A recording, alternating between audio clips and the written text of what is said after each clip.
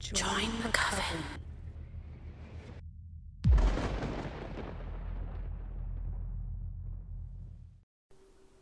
I'm an immortal, and I'm scared for my life. A story written by Strigonian. Hi everyone, my name's Jake, and I'm an immortal. I suspect that you might be too. Not you in particular, dear reader. I'm not a psychic. And I've got no idea who is going to read this. I mean you, in its most general sense. It's quite possible that all of humanity is immortal, but I have no way of testing that, strange as it may sound.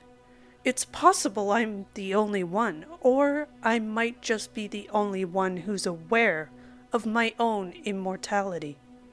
If that's the case, and you are immortal, you have my deepest sympathies. I'll start from the beginning, shall I?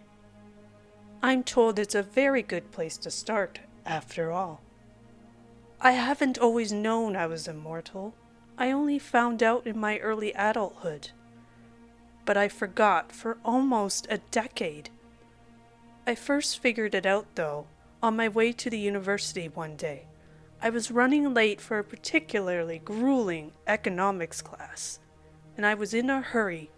To make a long story short, I didn't look both ways before crossing the street, and I was nailed by a big black SUV. The pain didn't set in at first. I didn't even know what happened. One minute I was running across the street, and the next I was face down on the asphalt. I thought for a brief moment that I must have tripped. When I tried to get up, though my legs wouldn't support me. Then, when I tried to mutter a bewildered "what?", blood began pouring out of my mouth, and I found I couldn't even breathe in. Then, the pain came along, slowly at first, a dull throbbing in my legs and chest, then rapidly growing in intensity and spreading to every inch of my body. A few seconds passed that felt like hours before I was face down on the road again, trying to scream, but unable to do so. Then, unable to breathe, my head began to swim, and a few moments later, I lost consciousness. I woke up in a tunnel, as cliched as that may sound. The most impossible tunnel. I could walk again, feeling no pain.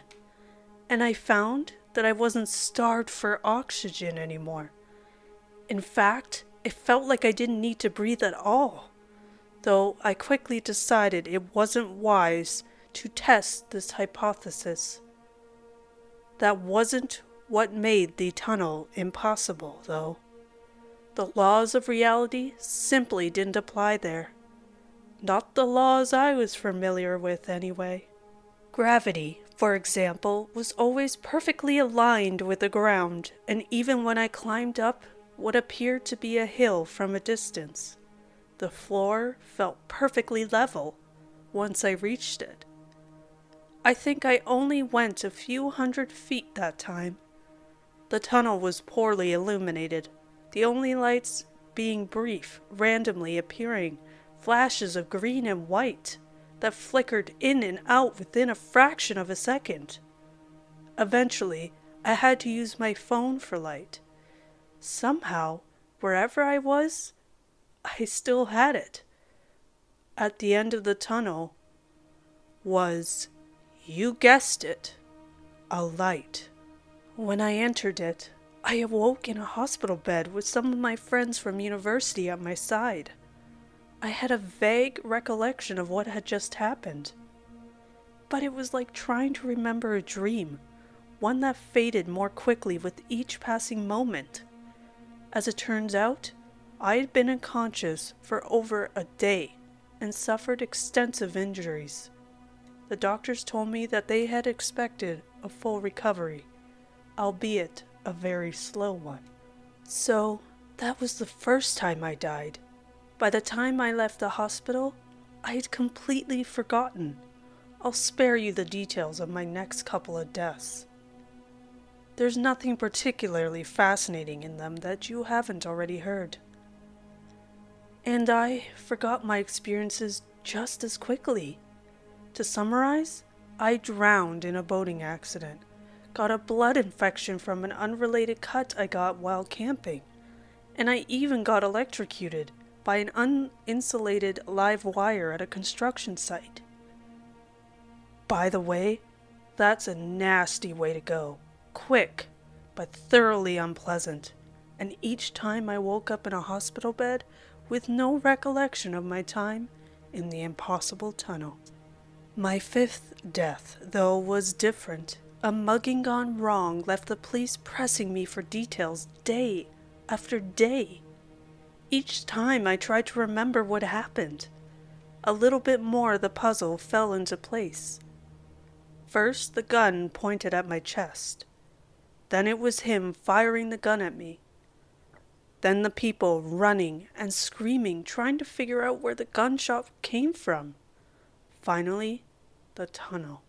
And with that single memory, a flood of unrelated memories came rushing back. Every time I had died in the past and had been sent back to the tunnel, it was all there, etched in my brain, as though with the chisel. It was then that I knew, truly knew, that I was immortal.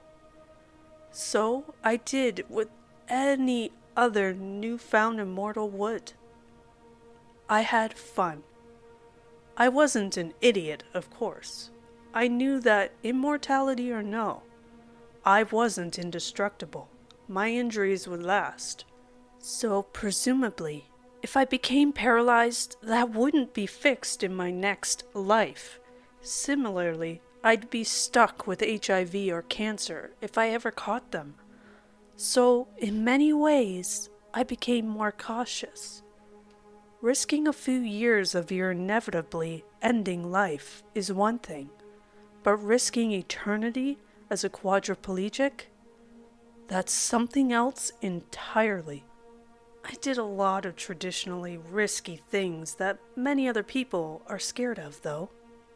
Swimming with sharks and deep-sea diving, for example. Skydiving, of course. And a whole host of related activities. And when I died, I simply used it as an opportunity to explore the impossible tunnel further. The first thing that became obvious was that the tunnel was becoming longer. Every time I died, whether it had been a day or a year since my last death, the tunnel took a couple minutes longer than the last time to go through. It occurred to me that this may become tedious in the future. If I had to spend hours or days crawling through a tunnel to get back to my life. Still, if there's one thing immortals have lots of, it's time, right? The next thing I noticed was how wrong all the geometry was. There were times I was sure, I was absolutely certain that the tunnel went back and crossed over itself, but there was no trace of where I'd come through before. One particularly egregious time, I walked in a tight circle for almost 5 minutes straight, as though on a spiral staircase that someone had flattened. I made dozens of circles without finding an exit, or even the entrance, when it suddenly appeared in front of me, clear as day. Finally, the way I interacted with the world seemed to be based solely on how I believed I should interact with it. One time, I realized that I wasn't in my real body, and thus shouldn't have my phone. It simply vanished from my hand. It took me a few deaths to work out what was happening, and even longer to condition my brain into believing whatever I wanted it to believe. But in the end, I could do pretty much anything I wanted. The experience was similar to lucid dreaming. Things worked out, more or less, however I felt they should. which made it very easy for things to stay the same, but rather more difficult to change on a whim. After that, rather than walk down the tunnel, I allowed myself to be gently carried on a slow, invisible river that flowed along the tunnel, or so I imagined. If I was in a hurry to speed things along, I would instead fly along at breakneck speed, arriving in scarcely any time at all. Of course, I also wanted to find out why it kept coming back to life through the tunnel. I've never been one to look a gift horse in the mouth. But there are some things you can't leave well enough alone. It took me no more than a week to find out what I now believe to be the answer. Quantum immortality, they call it. Now, some of you may likely have heard of this theory, and anyone who's honestly familiar with quantum mechanics is likely rolling their eyes. I get it. Believe me, the amount of faux intellectual quasi-philosophical bull that has been passed off as being quantum something or other is simply astounding. But just bear with me, because whether it's aptly named or not, it seems to be what I'm going through. At its most fundamental level, quantum immortality is an offshoot of the many worlds theory. For anyone who hasn't seen a sci-fi movie in their entire life, the many worlds theory is that anytime something happens randomly, all outcomes happen and reality splits into a number of versions where each possibility plays out. In one reality, you might go straight to work. In another, you play hooky. In a third, you try to go to work but get into a car accident and go to the hospital. You get the idea. Now, of course, there isn't any evidence that this actually takes place. It's mostly the realm of science fiction. Parallel dimensions is often what they're called. Quantum immortality takes this one step further. You see, it holds that a person's consciousness can't be destroyed. Anytime you die, the person who dies is simply an empty shell, and your consciousness moves on to another reality where you survived. You never experience your own death, but everyone around you can die at any time. They'll just pop into another reality where you can't follow them. The only difference is that rather than a new reality being created each time I die, I seem to head into a pre-existing reality, which frankly is a little bit troubling. First, because it suggests that these realities were already established, and as such are already different from my own. Indeed, I've noticed an increasing number of anomalies as I've died more and more often. My house changes subtly. Friends who got laser eye surgery are wearing glasses again. That sort of thing. Second, though, and I find a bit more disturbing, is the question of what happens to the version of me that already existed here. Do we merge, or does something else happen? It's a question for a philosopher, I suppose. And it doesn't seem to matter. After all, there has been a far more disturbing development in the last few deaths I've had. And this, more than anything else, is why I've bothered to write all this down. It all began 4 months ago, and yes, I had gotten up to a death every month or so. Maybe it's a bit risky, but you can only die so many times before you stop getting worried. Anyway, I was traveling down the tunnel, floating on my back as usual. Recently, I had discovered the trick of playing music to listen to on my trip, so I was enjoying some smooth jazz on my imaginary lazy river cruise. Suddenly, though, I heard a scraping behind me. Now this alone was enough to freak me out. Of all the times I'd been through there, dozens, if not hundreds, I had never encountered anything that moved or made a sound. No rocks falling, no water dripping, and certainly nothing alive or between lives in there with me. When I opened my eyes, though, I saw something even more disturbing. I wasn't going anywhere. I could feel myself being carried away on my imaginary current. But I wasn't moving even an inch down the tunnel. It was like being in a dream where you're running but still stuck in place. The scraping was getting louder now, and it sounded for all the world like claws dragging against the stone floor. When I realized the river wasn't carrying me anywhere, I stopped believing in it, and I hit the floor with a sharp jolt. I knew I had to get out of there. Somehow, I knew that if I could make it to the light and back into my body, I'd be safe. So I pulled myself along, dragging myself on hands and knees down the tunnel. Again, I could feel myself moving foot by foot, but the tunnel walls only showed inches passing by.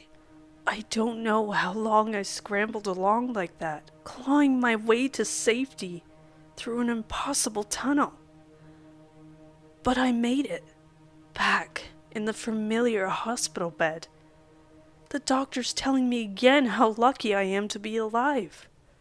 For the first time, they were right. Every time since then, it's gotten worse.